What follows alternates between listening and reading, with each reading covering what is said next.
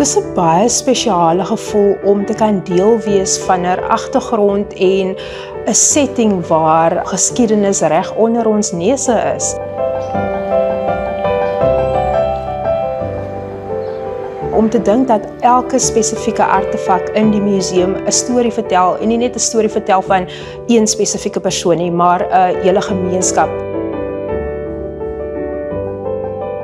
Dit is 'n baie spesiale gevoel en dit laat ook mense in die gemeenskap deel voel van die museum. So as ek weet ek het 'n familielid wat iets geskenk het aan die museum, sal dit my baie meer motiveer ook om die museum te besoek.